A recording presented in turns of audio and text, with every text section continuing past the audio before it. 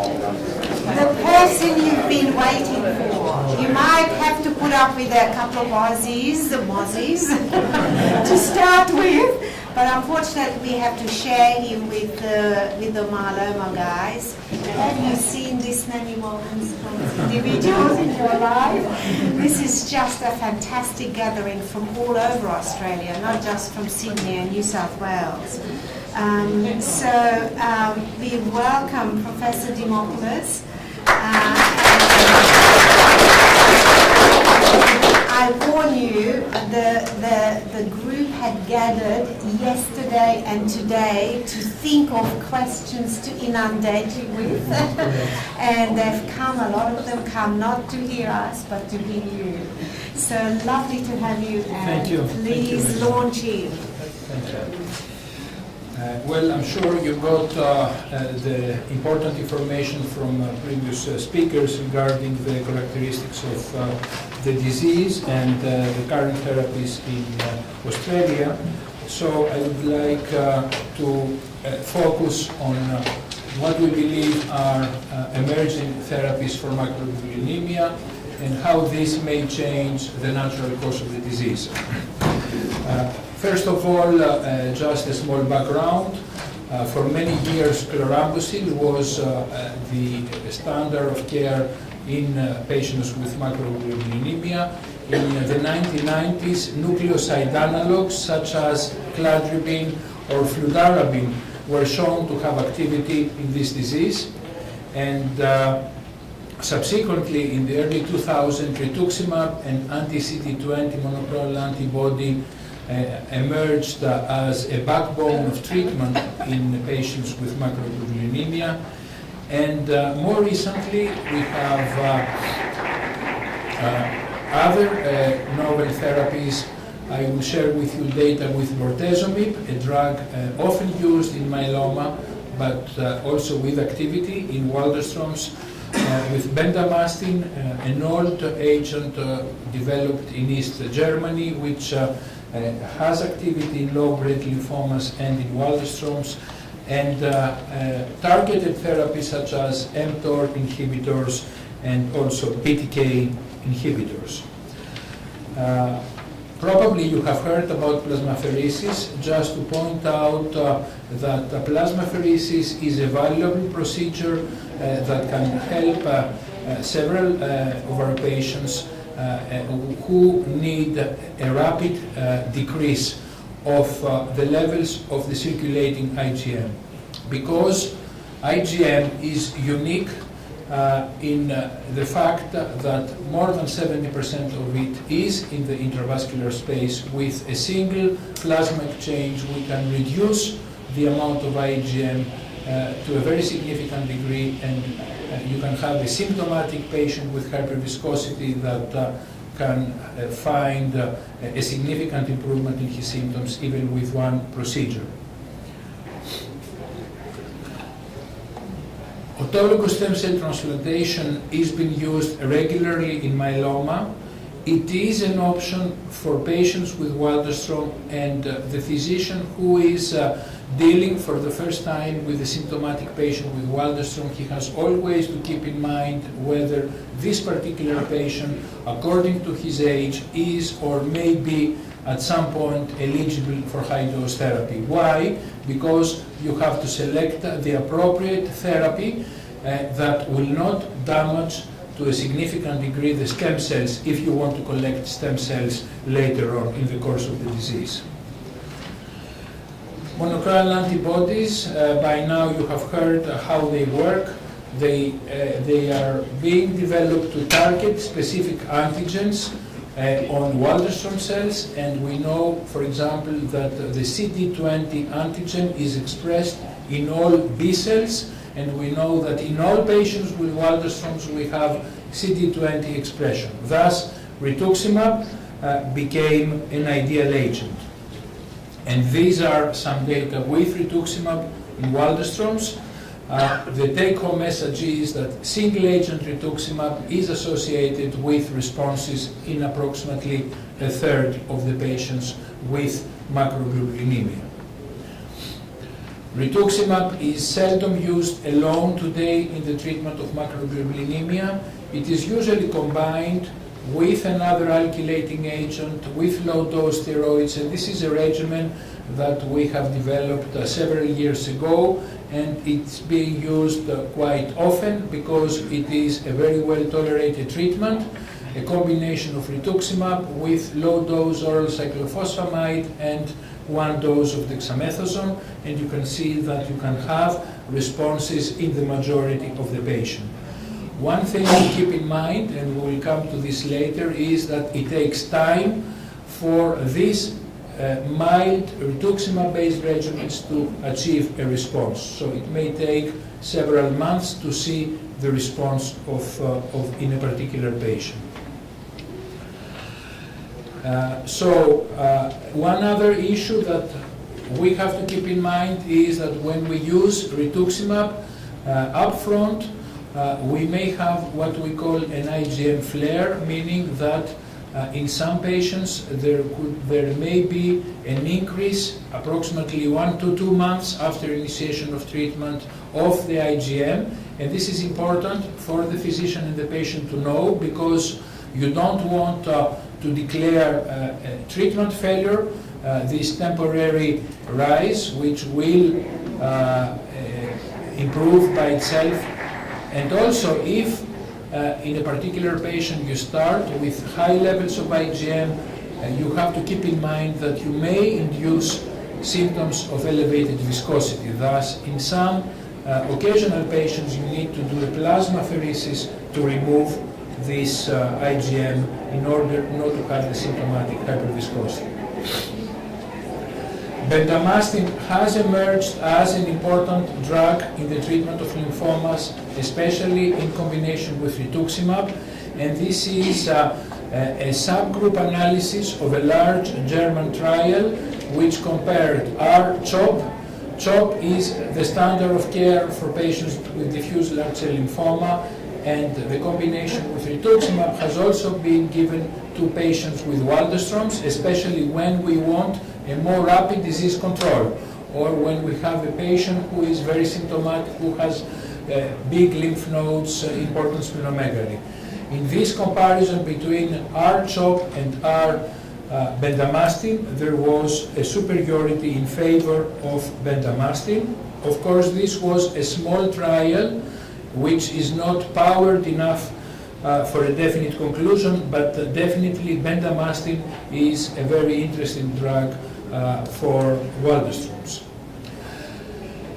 Several physicians and patients are wondering whether they should be on maintenance with rituximab, especially we have some data from Steve Trion at the Dana-Farber. However, we have to keep in mind that these are retrospective data. There has not been prospective randomized trials that are in a definitely way evaluating the role of rituximab maintenance in Waldenstrom's. So it is our practice to administer 6 to 8 courses of rituximab every 3 weeks and then follow the patient without treatment. And as I showed to you earlier, we can expect that for many patients the disease will remain in response for 2, 3, 4 or more years. Thus, you can always use rituximab at the time of progression and avoid the continuous exposure of the patient to rituximab.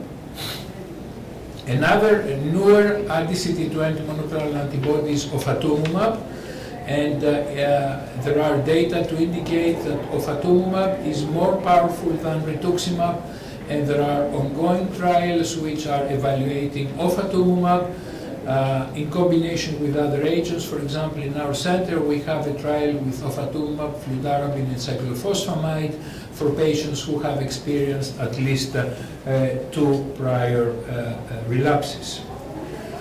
Bortezomib is a proteasome inhibitor. These are data which were accumulated over the last 10 years in a small number of patients with single-agent bortezomib, and clearly bortezomib is an active agent in Waldenstrom's. And based on this activity and based on synergism with rituximab, There are several trials that have evaluated the combination of bortezomib with rituximab, either the two agents or with dexamethasone. And this is a trial from Dana-Farber, patients with relapsed refractory Waldenstrom's previously treated with a combination of bortezomib with rituximab. You can see that responses occurred in several patients. This is a trial which we completed within the European Myeloma Network. We were able to accrue 60 patients, which is a large number for Waldenstrom's. This was a multi-center trial in which we used bortezomib as a single agent at the beginning for one course, and the reason was to avoid the flare phenomenon, and subsequently we administered bortezomib with rituximab and with one shot of dexamethasone before each rituximab to prevent anaphylactic reactions. And with this treatment we were able, we had also long-term follow-up, which is important in Waldenstrom's. We had responses in up to 85% of the patients, if one includes minor response. You can see the median progression-free survival is quite long, it's 42 months. The 3-year survival is 81%, and also, as is the case with Waldenstrom's, we had some patients who died from unrelated conditions, not to the disease per se. We believe that bortezomib-based regimens are important when we want a rapid disease control. Median time to response here was approximately 2 months. These are faster regimens as compared to rituximab with alkylating agents. Now we have a novel proteasome inhibitor, carfilzomib, which has significant activity in myeloma. And I would like to share with you very preliminary data which have not been yet published by Steve Trion. He was kind enough to send me his slides. A combination of carfilzomib with rituximab and dexamethasone, which was associated with a very high response rate in pretreated patients, and very importantly, carfilzomib is not causing peripheral neuropathy, which is a significant issue with bortezomib, especially in patients with Waldenstrom's, because as you know, in several of Waldenstrom's patients we have a baseline subclinical peripheral neuropathy which can be easily exacerbated by neurotoxic agents. So carfilzomib is one of the agents with future in this disease. mTOR inhibitors are treatments that are being given to a variety of cancers, breast cancer, other diseases, a form of lymphoma called mantle cell lymphoma, but also there is evidence that inhibition of the mTOR pathway may be an important treatment in Waldenstrom's. These are data on a large number of patients treated with everolimus, an oral mTOR inhibitor, and as you can see, the majority of the patients responded and the treatment was well tolerated with the exception of some pulmonary toxicity occurring in 10% of the patients. And here you can see a patient with significant lymphadenopathy which improved with treatment with everolimus. The most exciting advancement in the pathobiology and treatment of Waldenstrom is the identification that MYD88 is mutated in 90% of the patients with Waldenstrom's macroglobulinemia. These were data produced by Steve Trion, and he had a publication in New England Journal of Medicine, and this prestigious journal acknowledged the importance of this finding.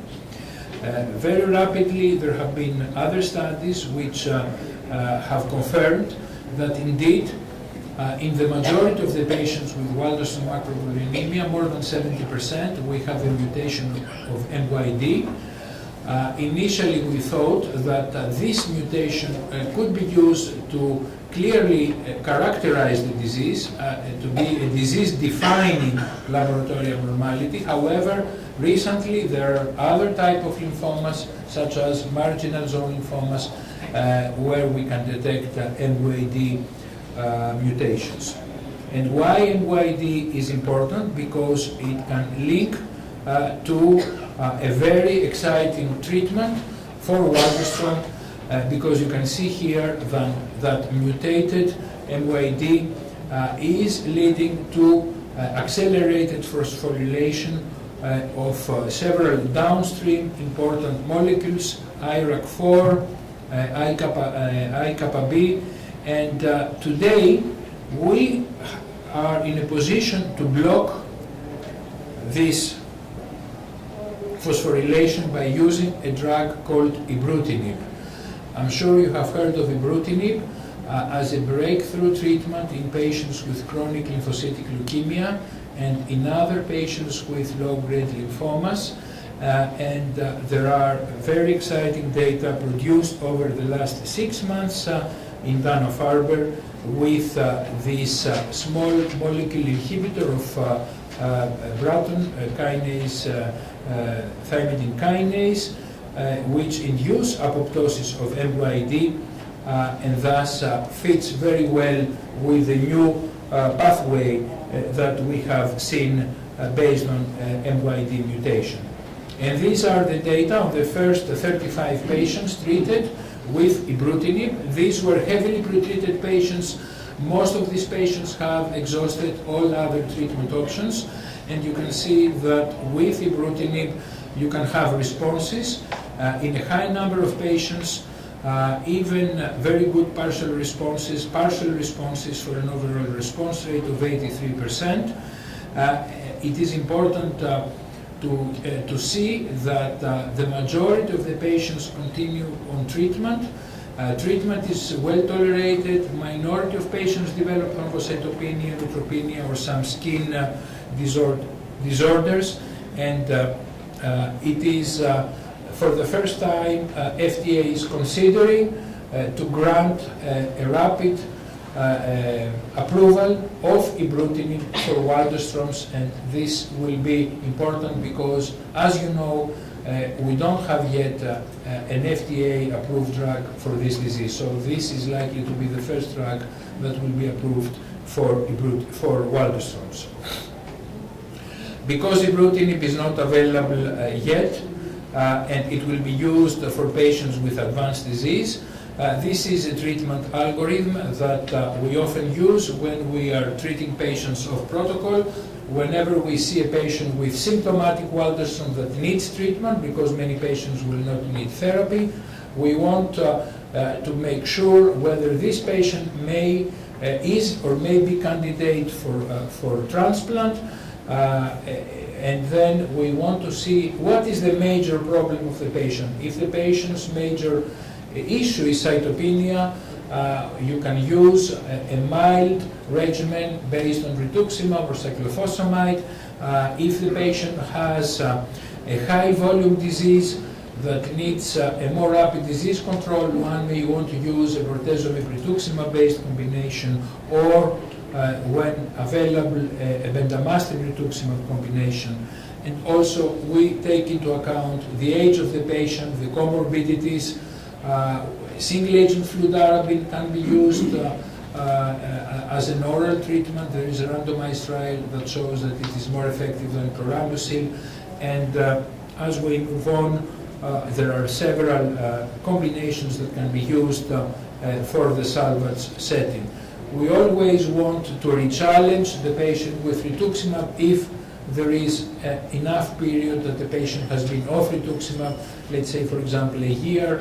The possibility to respond again to rituximab-based therapy is significant.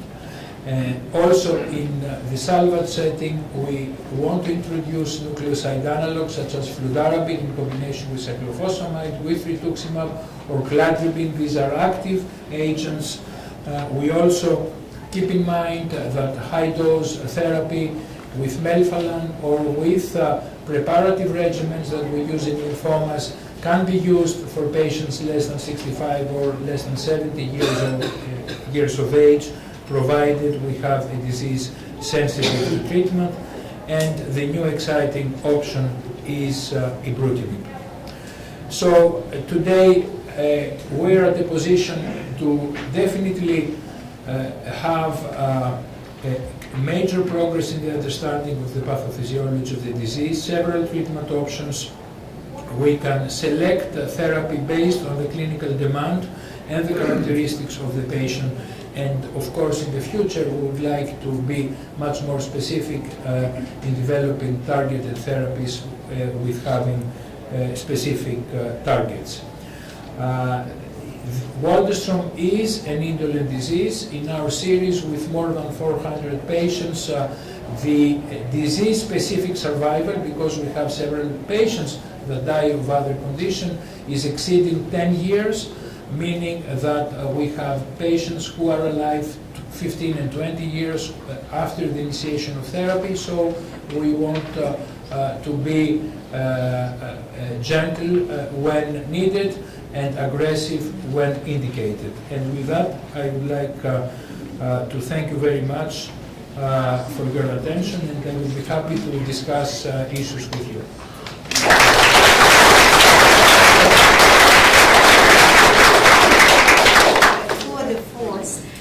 I'm conscious of the time, and we have been running just 5-10 minutes late, but we do have time for a couple of questions, acknowledging that you will then be inundated by questions later on, and that will be the Waldenstrom's Q&A session as well as the couch session later on, if you're still awake.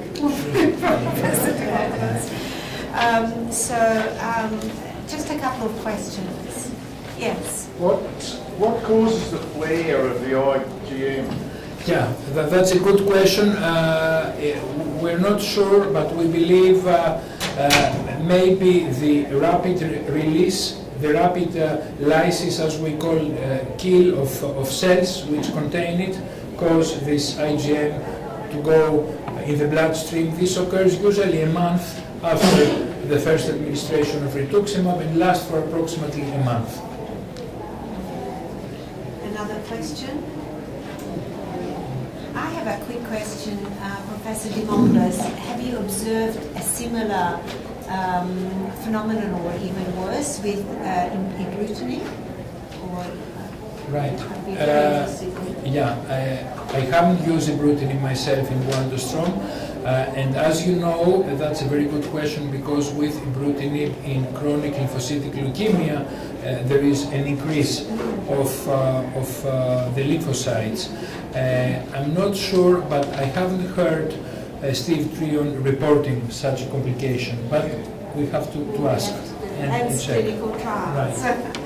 Another question, yes.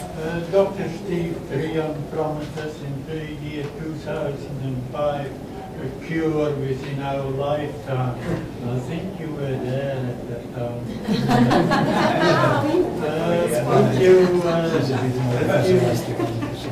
Would you say you still endorse that?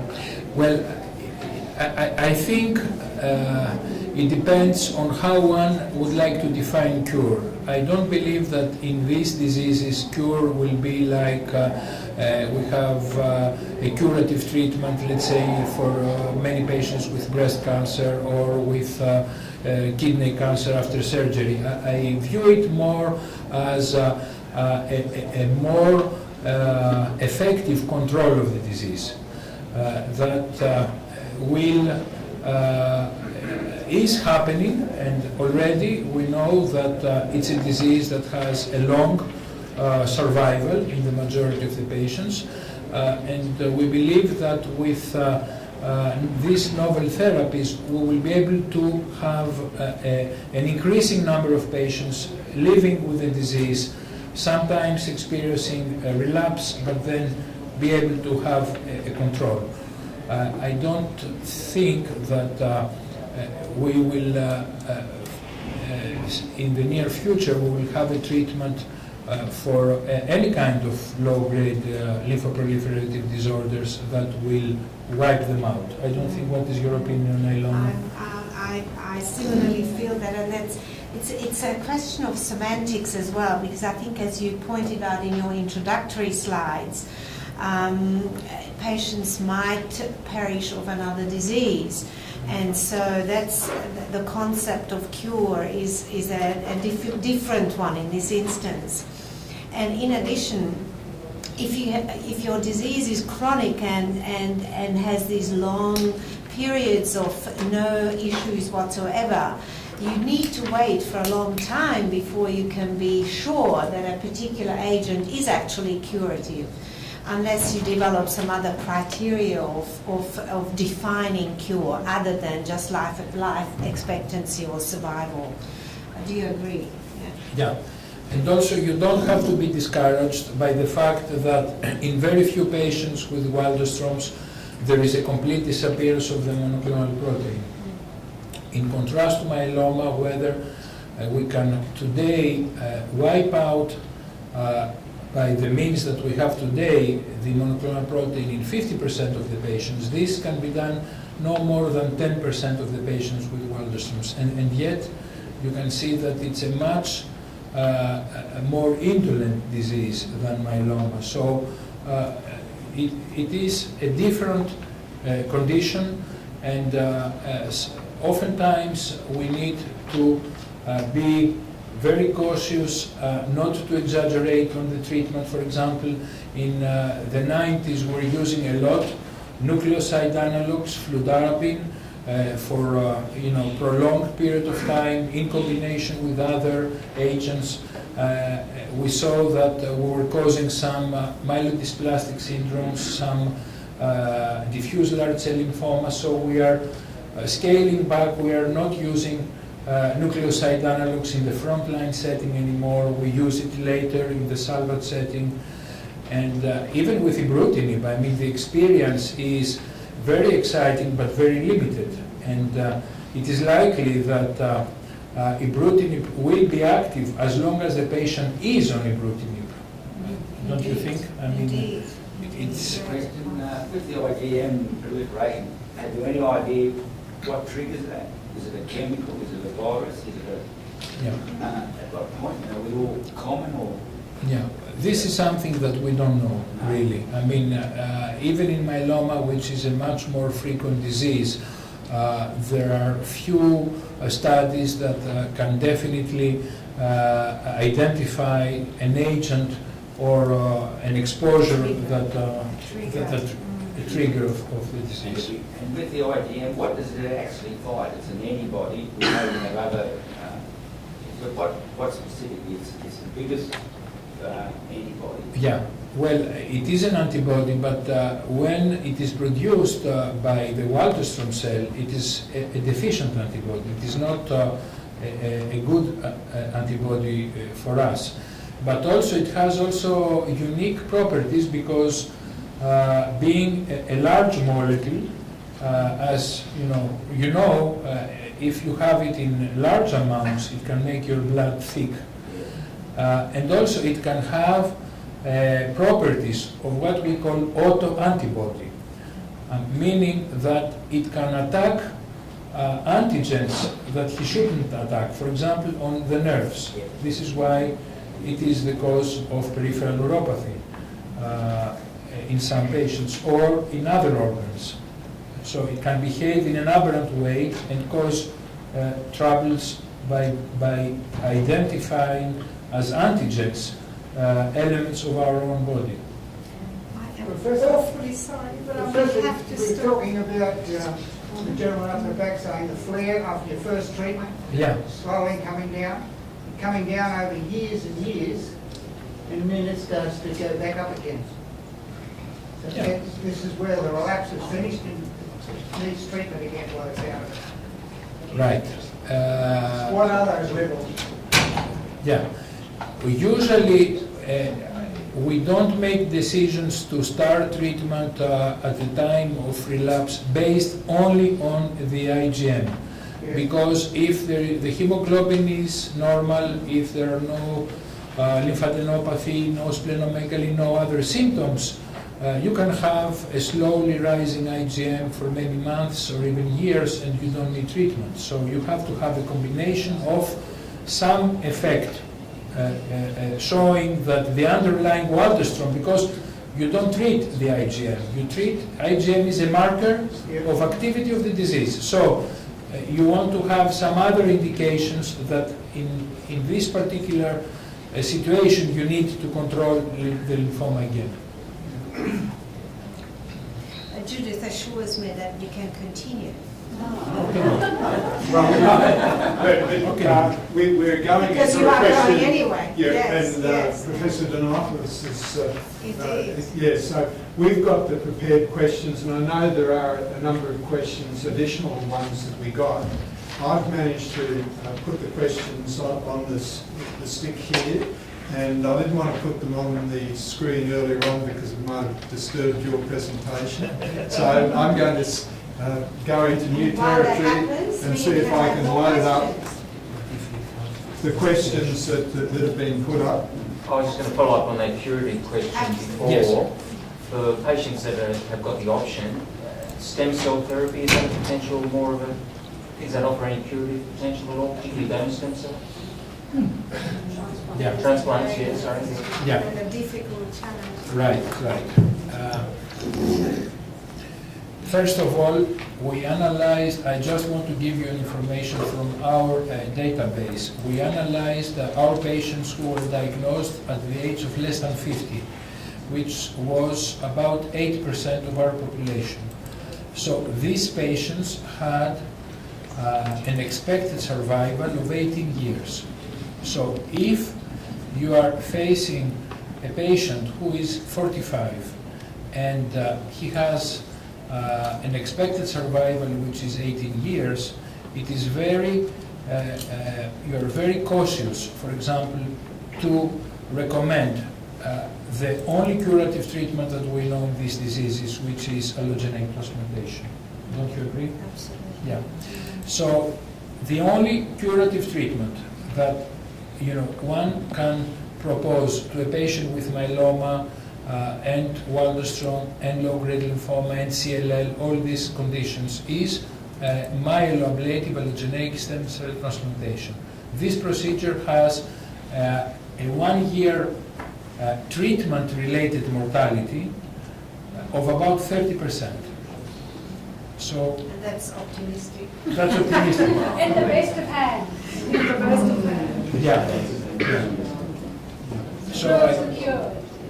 On the other hand, developments are rolling forth, and so is it possible that we will be achieving the sort of aims that you are talking about without the sort of mortality and morbidity? for example, in chronic myelogenous leukemia, which is the best paradigm of a targeted therapy in a unique disease, today, I mean, even in this disease, we cannot talk about cure. We can talk about a very long control of the disease. And I think, and you know better than me in this area, is that in many patients now, the survival of CML approaches that the survival expected according to age. It is very close, I think. Absolutely. Yeah. So, I mean, And that's due to the development of a targeted therapy instead of proceeding with going forth rapidly to an allogeneic transplant. And then the other issue. Sorry, may I ask Professor Dimopoulos, and you alone, and perhaps I'll put my vote in as well. If you had a 45-year-old with Waldenstrom's diagnosed today, and they had a fully matched brother, right, would you consider allogeneic transplantation in the algorithm, or with ibrutinib on the horizon, is that something that should be kept back? yeah. I think that we would consider this possibility, and for example, before ibrutinib, if this patient had experienced, let's say, 2 or 3 relapses, then it is something that we would like to consider. But now, I mean, things are changing, and again, you have always to balance the treatment-related mortality, and today, since we perform reduced intensity transplants, the outcome, you don't have sustained responses with this approach, I think, in low-grade lymphomas. It is more or less you gain some months or years, but you don't, have real cures. And I think Judith just very sort of barely alluded to the issue of a donor. What percentage of patients actually do have a suitable donor? And that's another thing to consider. Unfortunately, the percentage is roughly 20% if there is not a sibling. So finding an unrelated donor is not easy. What's the youngest patient you've identified in the world in Waldenstrom? Well, there are occasional patients less than the age of 30. But Yeah. it is a disease of It is, an older age group It as is. well, and that Median age is probably 74. The woman in Perth was diagnosed at 19. oh, wow, that's very 19. Yeah. Now, how would you like to play this? Because sometimes it's nice to interact, and so if there are questions off the floor, that might just feel more real and more involved. Alternatively, if there's a silence, then we can go to the list and stimulate more discussion. So, Andrew, how you Dr. discussed Cunningham, before. what we've done is to load the questions up here. And I've given Professor Dimopoulos these questions. Okay. And also, the audience has given some more today. And Okay, so there is the first question is the predictor of transformation to more aggressive forms. I think that, as I mentioned, there are some data that long exposure of fludarabine, patients to fludarabine or to cladribine has a small but definite risk to develop MDS and diffuse large cell lymphoma. Transformation is not common in Waldenstrom.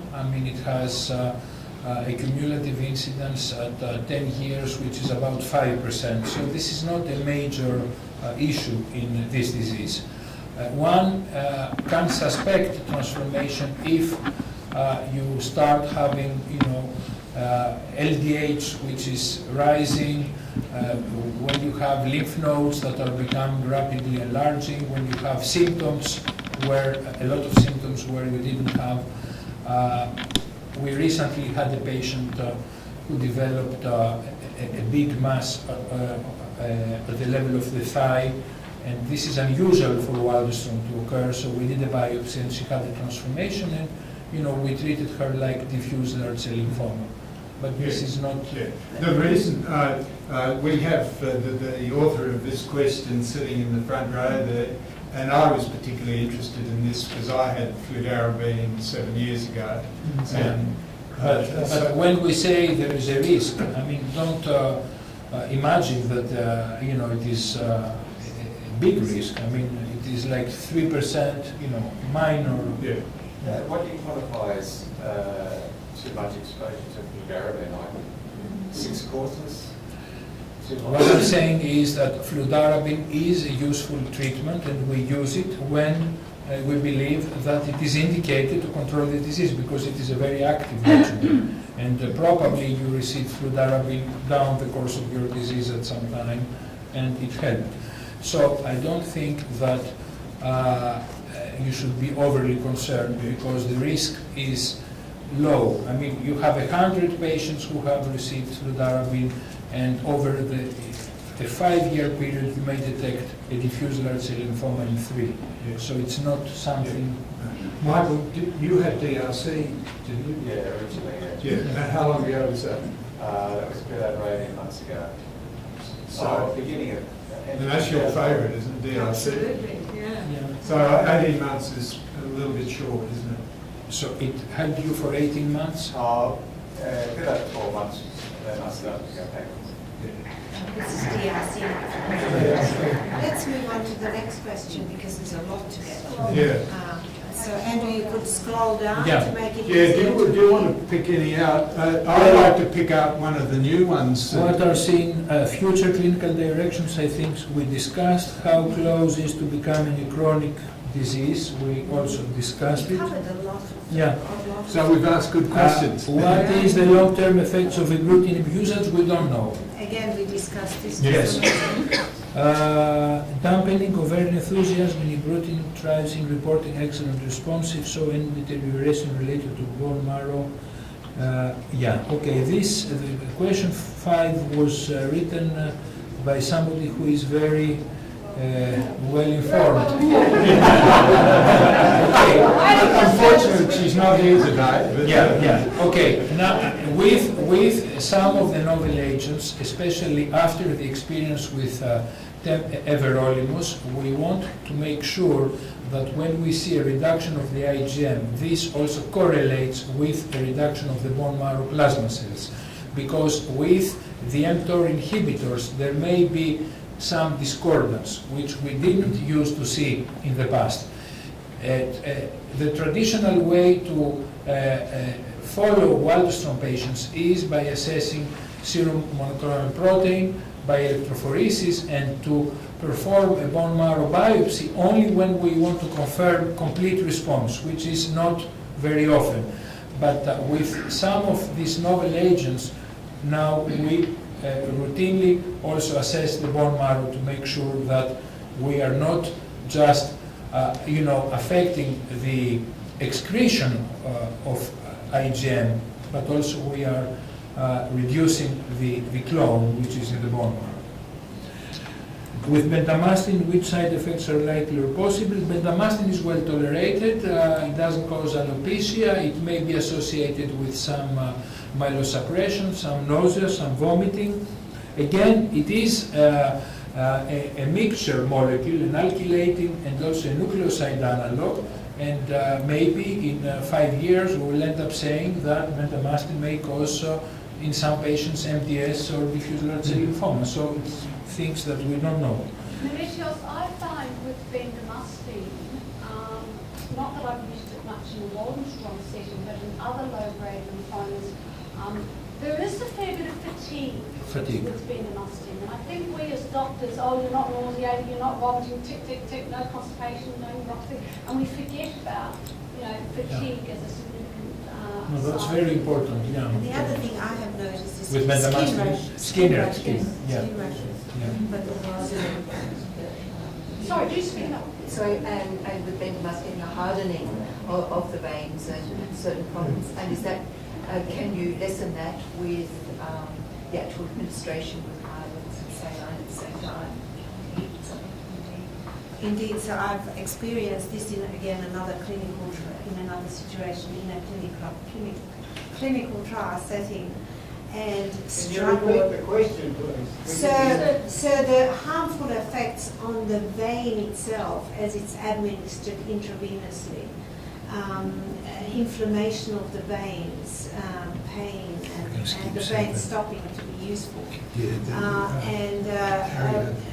The lady just was looking for strategies to minimize that.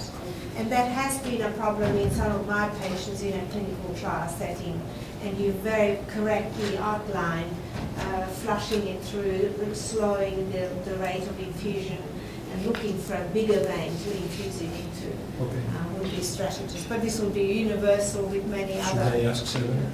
7? Seven's a Okay. good one. Harry, conduct the 7. Yeah, okay, so my treatment with bendamustine and rituximab has been given for 2 consecutive days, every 28 days for 6 periods. My treatment was postponed after the 3rd period for 2 months and then continued. Could this break in treatment have any negative bearing on the outcome? I have 1 more treatment to finish the course. I think that if indicated by the side effects, treatment should be on hold, and this is the appropriate way to do it. And I don't believe that in a condition such as Waldenstrom, this could have a very significant negative effect, because it is typical with Waldenstrom to see that you give 1 or 2 courses of a treatment and then you can see decrease of IgM that continues months after this, so I wouldn't be very much concerned about that. And you certainly don't want to be running unnecessary risks in a Right. chronic situation. No which more is holidays.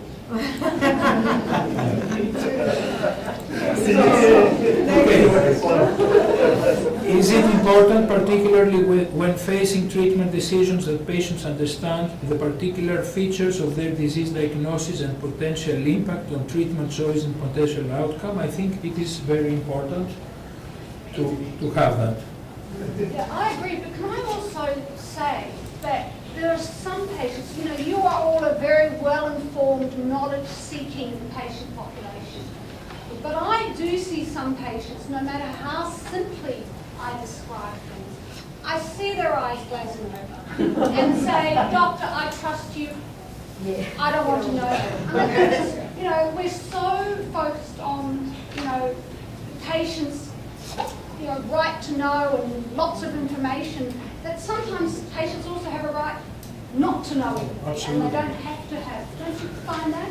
I fully agree. I mean, we shouldn't impose, excessive information if somebody, feels okay with whatever information he gets. Yeah.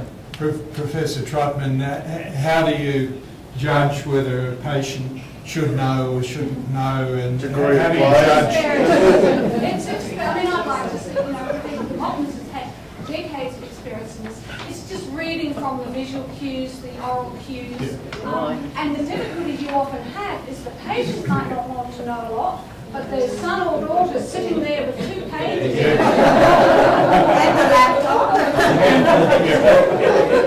I mean, this is a key question. The IWMF, our fellows over in the States, very much encourage patients to be aware of and to be a partner in their treatment. And, it is controversial, and as a group here in Sydney and in Australia, we're wondering what our group should be doing. How much should we be encouraging the patients become aware of what's going on? How important are the brochures that we have available? How important is our website? And providing access for those patients that want to see it. Is it causing problems? I mean, Not that's at all. No. Not at all. And it's not controversial at all. Yeah. It's just different strokes for different folks. Yeah. Oh, yeah. On the other hand, being well informed and being a partner in your treatment is golden, because it should be a partnership, number one. And number two, a well-informed group of individuals have tremendous power when it comes to government and when it comes to funding treatments. You are a very powerful lobby group, much more powerful than we can ever be. And so therein lies you being well-informed and well-educated and being out there to advocate for yourselves. And I always think of the HIV positive population. What they achieved in such a short time was because they were always so well informed and they were out there aggressively advocating for themselves. And we are going to need that partnership. If Brucenet rolls through other agencies, as it looks like it is, we don't want to be waiting 5 years for a Brucenet. Anyhow, You that's can't. an Australian point. Yeah, but No, I fully agree. I know there are 2 patients, 2 Waldenstrom's people in the audience here who are still on watch and wait, as I understand, and they're prescribing haematologists, treating haematologists thought that they should enter into a program of drugs. I don't know whether anyone wants to make any comments on that from the audience. Yeah, no, medical drugs. It's not a comment on that, but we've all got to the stage where we've got the diagnosis of having Waldenstrom's syndrome, but the first step of actually going to the GP, and they're scrambling too to find out what's wrong with you because they've never heard of this thing, and in some instances they back right off and won't touch treatment, they say, oh, that's up to your haematologist to deal with. And yet you push back to the GP, and I find that's a hard thing to deal with myself. So how do we educate the general practitioners about the disease? Well, I believe it is appropriate for rare diseases for general practitioners to refer the patient to a specialized hematologist. There is nothing wrong in this. And of course, today there are many patients who are being diagnosed by chance, and many patients who do not need treatment. So I think it is a very important decision for a patient when to start therapy, and you don't want to start prematurely a treatment that you don't need, because many patients can live for many years without any treatment. And a slow rise of monoclonal IgM per se is not an indication for treatment. I mean, there are specific guidelines that indicate that you need to have such a drop of the hemoglobin, enlargement of lymph nodes, of spleen, symptoms, weight loss, of fatigue, fever, a lot of sweating. I mean, these kind of indications to initiate therapy. It's like chronic lymphocytic leukemia that in many patients we just follow for many years. We don't treat because we see a rise in the lymphocyte count in the blood. But what I'm supposed to try to get at is that the GP basically backs off as soon as you go to a haematologist. They basically want the haematologist to do basically primary care. Yeah. I find, I don't know, maybe that's a Victorian system, but... No, I think if I can comment on that from an Australian perspective, I think that's common across the spectrum of haematological malignancies, whether it be Waldenstrom's or lymphomas, except for perhaps some of the myeloproliferative diseases and early stage chronic lymphocytic leukemia. Unfortunately, GPs get a little bit intimidated by, treatment and, patients being on oral therapies and the toxicities of that. And I'm not sure what we can really do, because, we can't expect our GPs to be experts on everything. But it is an issue within Australia, where so many people do live in rural and regional Australia and don't have the same access to specialist haematologist care. But that's where teleconferencing and telemedicine is making a difference in Australia. Okay. Regarding retina scan, is it important? Which one? The retina scan. Is that part of the regime of monitoring the progress or not? No. I mean, I think that if one has a really high IgM and elevated serum viscosity, then in this case you want to have a careful examination of the fundi, because this is a good mirror of your blood vessels. Yeah. Yeah, but it's not something that you need to... No.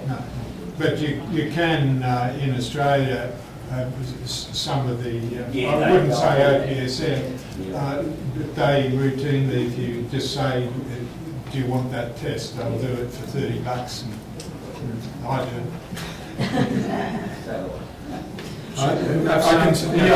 We can go through these, but I might pick up on some of the late additions. Just on that retina scan, what can you do about it other than treating and reducing the viscosity? Right. Is there any option to do No. 26 is not on your list, but Franco is there, and his question deals with, as we can see, how effective, 26, have you encountered any patients with Waldenstrom's that have gastro symptoms, i.e. daily vomiting and diarrhea? Yeah.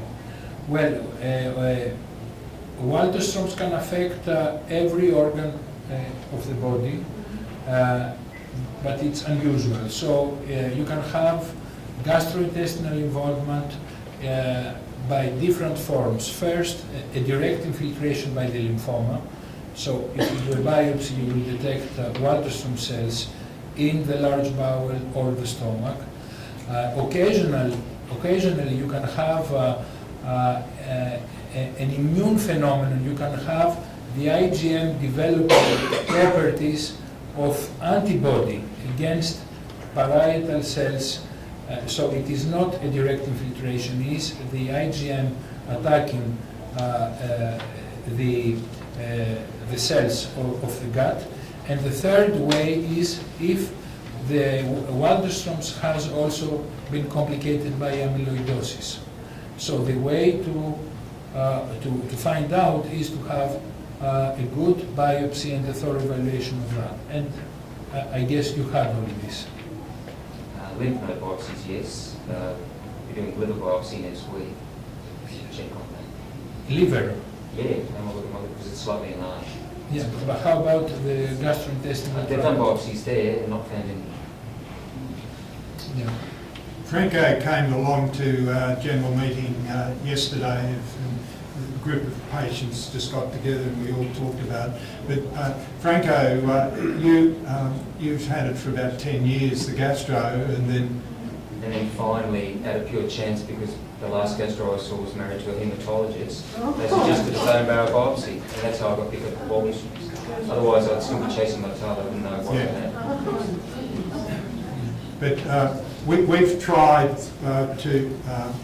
we've got our IWMF database and Peter Bernardus runs. And yeah, but if I may, it's also important to keep in mind that rare complications are rare. Yes. So you shouldn't, because there you can have involvement of the lung, involvement of the eye, involvement of the buccal mucosa, but 90% of the patients, they have, anemia, a little bit of lymphadenopathy, a little bit of splenomegaly, no more than 10% real hyperviscosity. So it's not, the garden variety and the common pattern of Waldenstrom is not what Franco has, unfortunately. Because the other strange thing, just from what and I think as a group, it's important not to go into this, very weird or very unfortunate presentations, because then I've got low protein and low albumin as well, when it probably should be the other way around. So. That could be related to your gastrointestinal problems. I think it just reminds me too, Melitios, of a comment that you made, a very important comment, of that the research you demonstrated where a quarter of patients with Waldenstrom's will die with Waldenstrom's rather than of Waldenstrom's. So I think, I know you don't trust your body anymore when you live with this disease, but not every symptom you have in your body is because of the Waldenstrom's. And it's, that's where you need the faith in your GP and the faith in your haematologist to be able to dissect out, what is something else and what is Waldenstrom's. And also rare things are meant to be rare. Otherwise, I think that's why the GPs shy away from all of it, because the symptoms are common in a lot of things, and so they're not going to do anything about quite a lot of those because they might get it wrong. It's a constant challenge. So what other questions have we got? So we got. I want to ask, I saw the question about marijuana. Do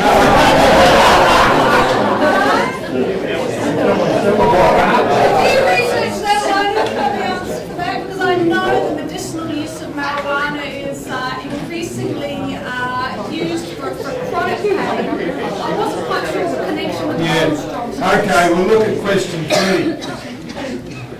That's really throwing you into it. Have you ever been asked about marijuana use? Is that a specialist question or a patient's question?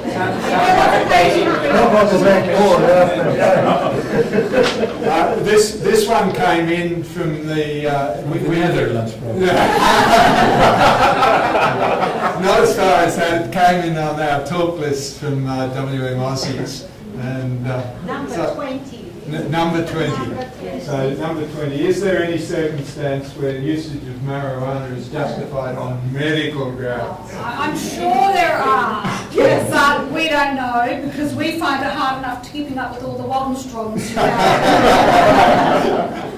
Oh, so do you have any advance on that? No? No,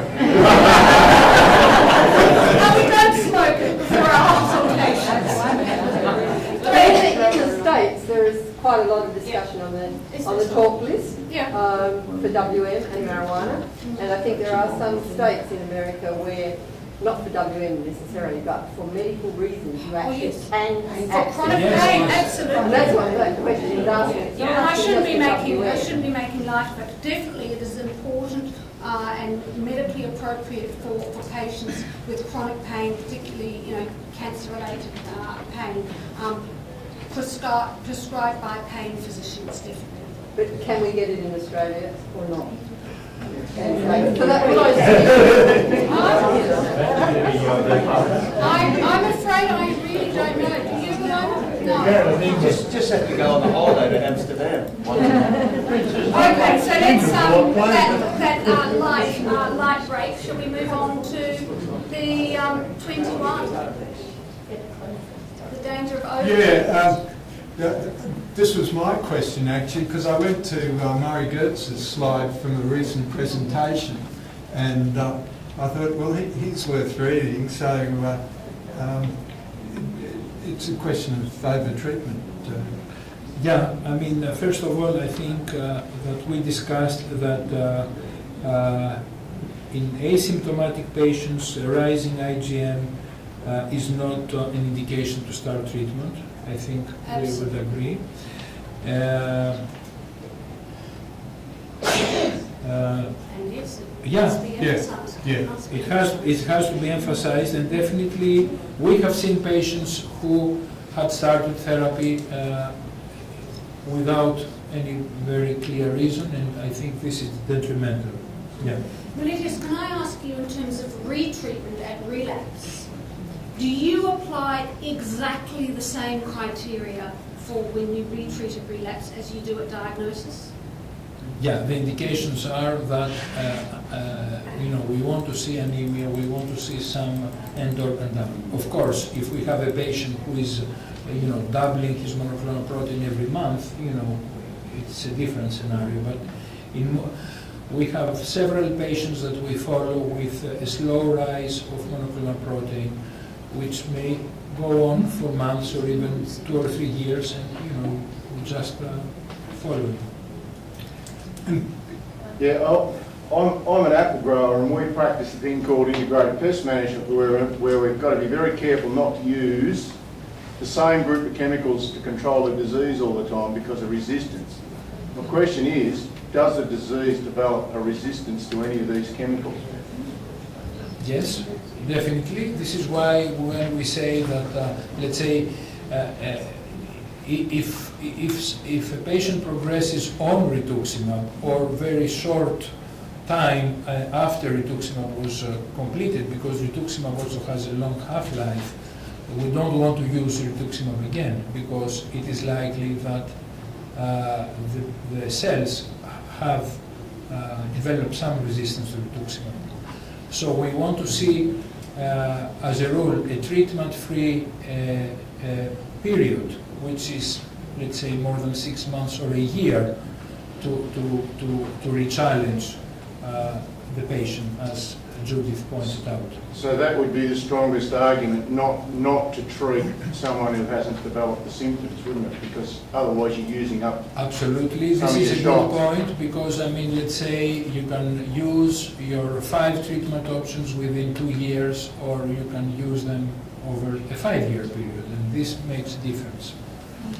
I think this is a prototype of a chronic disease that most of the times you need not to be aggressive, you need to be careful, cautious, and of course be aware of the unusual patient or complication that needs a more aggressive approach. Susan. Is there a close relationship between high IgM readings and viscosity Yes. readings? So you can infer one from the other pretty much? Not absolutely. There are some patients who, because IgM has unique properties in each particular patient, so you can have a patient who can have an IgM, let's say, of 8,000, and you measure serum viscosity and it's normal, and the patient has no symptoms. In other patients with lower levels, 5,000, you can have symptomatic disease. So there is a trend, but not a complete correlation. And the best way is when you want to make sure that you are dealing with a hyperviscosity syndrome, then to do the exam of the retina, the fundoscopic examination, to see for the vessels, look for small hemorrhages, for distended veins. That is a clinical proof of hyperviscosity. Would viscosity really be a standard element in all your routine follow-up blood tests? We do it only when we don't do it When you have a routinely. We do question. it only when we want to, rule out. But also, you see, a hyperviscosity syndrome is a spectrum of symptoms. I mean, it is rare that you see today the patient that comes with a lot of bleeding, who is confused. But sometimes, a sign of elevated viscosity may be, a persistent headache, or an older patient who feels that he cannot concentrate very well. I mean, there are subtle changes that one should be able to, pick up. I think in today's modern medicine, the late diagnosis of Waldenstrom's is actually quite uncommon because of the symptoms that patients detect. Yeah. But I do remember two patients, one with Parkinson's, who's slow, was always, the GP increased his Parkinson medication, so he presented extremely late, and one black African man, in which I think it was very hard to detect the pallor. Have you noticed any other particularly unique instances where it's... We had a 35-year-old patient from Sudan who was the worst resistant patient that I have ever seen. He came with full-blown hyperviscosity, everything, and we couldn't control the disease with nothing. He died in 6 months. But these are very exotic, very rare, very unusual, and. Can I just ask a question that might sound stupid? There are no stupid questions. Well, from my background, it might be. But you're talking about IgM and IgM flares all the time. Should a patient be tested for IgM every time they have their routine tests? But should they be tested for an IgM? The best way to do it is to do both a serum protein electrophoresis, because the monoclonal protein is better evaluated with the serum protein electrophoresis, and also a quantitation of monoclonal immunoglobulins. So it is a bit complicated. When you have high IgM levels, the serum protein electrophoresis is a more reliable way to follow the disease. When you have low levels of monoclonal protein, then the IgM per se, measured by quantitation in a different way, may be more accurate, because let's say an IgM of 500 may be lost in the electrophoretic pattern. If you have 500 to 800 or 500 to 200, you cannot really detect it always. I should And that means translate 500 in Greek terms means 5 in Australian terms, and likewise 8,000 means 80 grams. Okay. Yeah. No, that's fine. Can I say what we generally do in Australia, and Ilona can tell me if she does something that's slightly different, but every time my patient has a blood test, I do not measure their IgM and their paraprotein levels, because sometimes you only just want monitoring their response to therapy in terms of their full blood count. Every time I do the IgM and the serum electrophoresis to measure quantitate the IgM paraprotein is at the start of every new cycle of treatment. Okay? New cycle of treatment. Yeah, we're quite generous, I think, in Australia. So Yeah, for example, you're having a monthly treatment, you'll be doing it every month or every 3 weeks. But the question is, are you doing both electrophoresis? Both. Yeah. Do you do both? But then when you're monitoring the patient who is not having any treatment, you don't necessarily need to do an IgM level or for that matter a serum EPG every time. No. Because the total protein is a very good circumstantial evidence as to what's happening with the paraprotein. And if the patient, in any case, as we talked about this quite a few times now, if the patient has no end organ issues, i.e. in my translating or referring back to my talk, anemia, i.e. how 80% of patients present a problem of marrow function, then you wouldn't be doing anything anyway. So if they have a perfectly normal blood count, perfectly normal renal function, kidney function, perfectly normal calcium, etc., then it gives you a good circumstantial evidence everything is going And especially in Waldenstrom's, where you don't have the threat of the bone and the kidney. Exactly. So it's much easier. Could we go to question number 22, Margaret? Oh, it's a very individual question. I was diagnosed with cryoglobulinemia in 1996, and despite recently having rituximab, I still have to stand in the supermarket and say to my husband at the frozen food counter, we'll have that, thank you, because I still, have this abnormal reaction to cold. Will it ever improve, or will it always be like that? Well, I mean, as long as it is not very symptomatic, you may have a residual sensitivity to cold, but I mean, it is not, the symptoms that we are aware are very worrisome is if you have real, ulcers in your fingertips, if you start developing, necrosis of the skin. I don't think that only with a little bit of symptoms. So worried. We've got a patient at the moment, don't we, alone at Concord, who was transferred to us because we are the Burns Hospital. And this woman did not want to lose her leg. And she's been under our care with her cryoglobulin and been receiving treatment for months. And we are saving her leg as her cryoglobulin is coming down with thalidomide and plasma, regular plasma exchange. So in your case, was it a cryoglobulin or a cold agglutinin? Cryoglobulin. I have had the leg ulcers. They've gone now as a result of the treatment. But I was just wondering if it goes completely or whether you are always going to feel the cold. Yeah, when did you complete your treatment? I will have the last one in January. Yeah. So, I mean, there may be... If you had completed your treatment 2 years ago, and this is what you were left with, it would be wrong for us to peddle false hope that things may improve. But if you're still going through treatment, if you're still going through treatment, maybe wait and see if things resolve after the treatment has finished. You might be able to go out without gloves.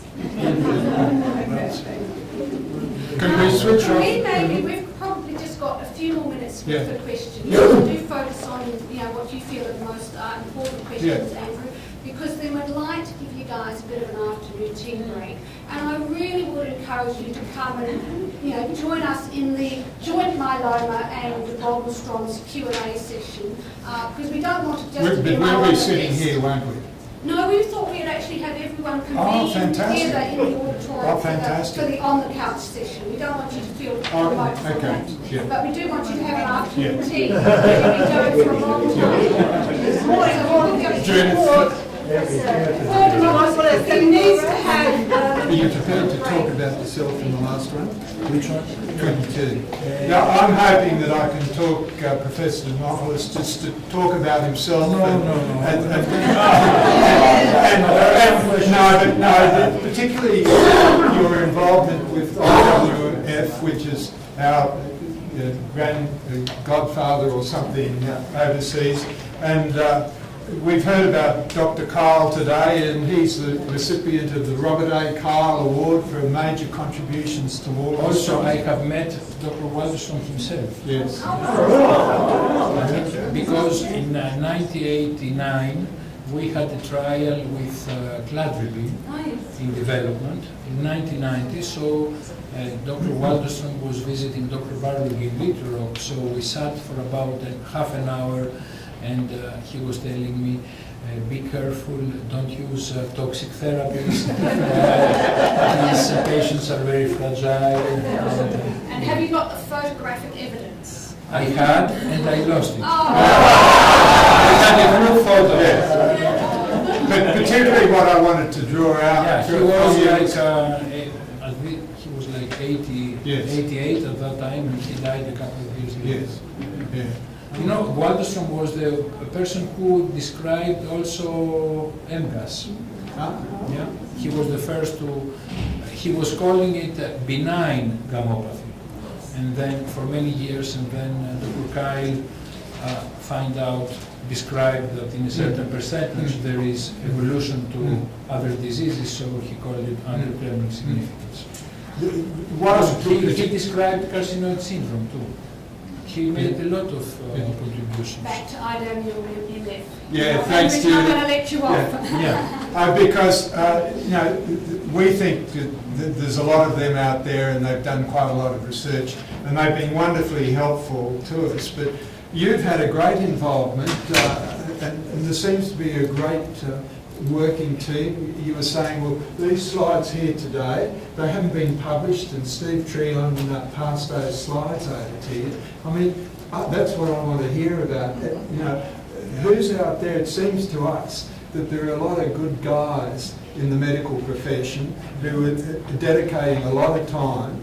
And here in Australia, you already have dedicated physicians. But the spirit that exists between you, because you get together in these workshops. You organised one in Athens 6 years ago. I wish I'd known about it. Yeah, That's for doctors. The next one will be in London. Yes, it's in my diary. But tell me, you've got your normal practice. You're University of Athens. How do you find time? And just comment a little bit. Well, I mean, as you know, many physicians, they have also particular interest in certain areas. So it's, I have a particular interest in myeloma and Walderstone. Yes. Actually, this year I had my first publication on Walderstones in 1993. In the Annals of Internal Medicine, a prestigious journal at that time, on the use of cladribine in Walderstone. So it has been quite a few years that I have been working on that. You worked for some time in the States, did you? Was it MD Anderson? Yeah. How do you find working back in Greece compared to working at MD Anderson? Let's not focus on the economic disparities, but the people. MD Anderson is, population. well, the thing, MD Anderson is a completely different world. It's the largest cancer center in the world. You can get studies up and running very quickly if you want to. So it's a different situation. But you have established a lot of research and trials in Athens. Yeah, I mean, in Europe now we have what we call a European consortium on Walderstone's macroglobulinemia, and Dr. Christian Bösk from Germany is coordinating the group, and we anticipate that we will have more than 200 centers involved, and that this way we'll be able to perform randomized trials. And if you can speak a European language but you live in Australasia, can we come and join you? Absolutely.